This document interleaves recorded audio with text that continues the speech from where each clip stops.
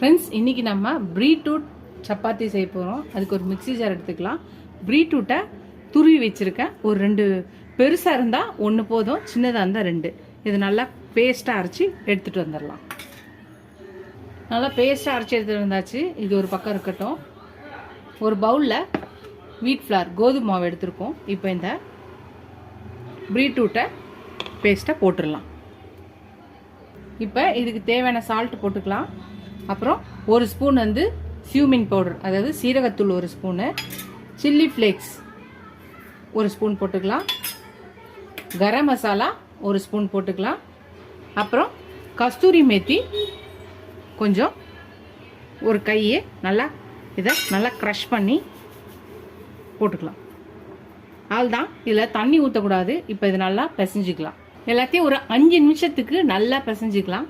5 நிமிஷத்துக்கு நல்லா பிசைஞ்சாச்சு. இப்போ ஒரே 1 ஸ்பூனு ஆயில் மட்டும் விட்டுட்டு இது நல்லா ஃபுல்லாக அப்ளை பண்ணி இதை ஒரு அரை மணி நேரம் ரெஸ்ட் விட்டுடலாம். ஒரு 1/2 அன் ஹவர் அப்படியே இருக்கட்டும். நம்மளோட பீட்ரூட் சப்பாத்தி மாவு ஒரு 1/2 அன் ஹவர் நல்லா ஊறிடுச்சு. இப்போ நம்ம கொஞ்சோண்டு மாவு போட்டுட்டு எப்பயும் போல் நம்ம சப்பாத்திக்கு மாவு திரட்டுற மாதிரி நம்ம திரட்டிக்க வேண்டியதான். அதுதான் திரட்டியாச்சு. சப்போஸ் உங்களுக்கு ரவுண்ட் ஷேப்பில் வரணும்னா ஏதாவது ஒரு மூடி வச்சு இதை கரெக்டாக ரவுண்டாக இது பண்ணிக்கலாம். அது ஆப்ஷனல் தான். வேணும்னா இப்படியே நம்ம செஞ்சுக்கலாம். இது மாதிரி எல்லாத்தையும் திரட்டிக்கலாம். சப்பாத்தி கல் வச்சுக்கலாம். நம்ம போட்டிருக்க இந்த பீட்ரூட் சப்பாத்தியை போட்டுக்கலாம். முதல்ல 2 பக்கமும் லைட்டாக வேகட்டும். 2 பக்கம் இந்த மாதிரி திருப்பி போட்டுக்கலாம். இப்போ 2 பக்கம் திருப்பி போட்டாச்சு. இப்போ என்ன பண்ணலாம்னா லைட்டாக எண்ணெய் தடவிக்கலாம்.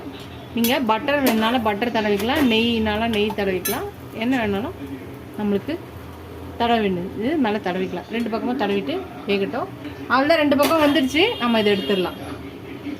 அவ்வளோதான், பீட்ரூட் சப்பாத்தி ரெடி ஆயிடுச்சு. ரொம்ப ஹெல்த்தியானது. உங்கள் வீட்டில் பசங்க பீட்ரூட் சாப்பிட்லன்னா இந்த மாதிரி நீங்கள் சப்பாத்தி ரெடி பண்ணி தரலாம். ரொம்ப ஹெல்த்தியான சப்பாத்தி.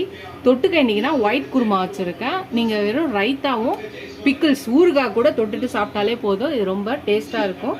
வெறும்னா கூட சாப்பிட நல்லா டேஸ்ட்டாக இருக்கும். நீங்களே இந்த பீட்ரூட் சப்பாத்தி ட்ரை பண்ணுங்கள். ட்ரை பண்ணி பார்த்துட்டு எப்படி இருக்குன்னு சொல்லுங்கள். ஃபஸ்ட் டைம் இந்த சேனலை பக்கம் சப்ஸ்கிரைப் பண்ணிட்டு பாருங்கள். ஃபுல் வீடியோ பாருங்கள். உங்கள் ஃப்ரெண்ட்ஸ்க்கு இந்த சேனலை ஷேர் பண்ணி சப்ஸ்கிரைப் பண்ண சொல்லுங்கள். இதுவரை சப்ஸ்கிரைப் பண்ண எல்லா ஃப்ரெண்ட்ஸ்க்கும் ரொம்ப தேங்க்ஸ். இதோட அடுத்த வீடியோவில் இன்னொரு ரெசிபியில் பார்க்கலாம்.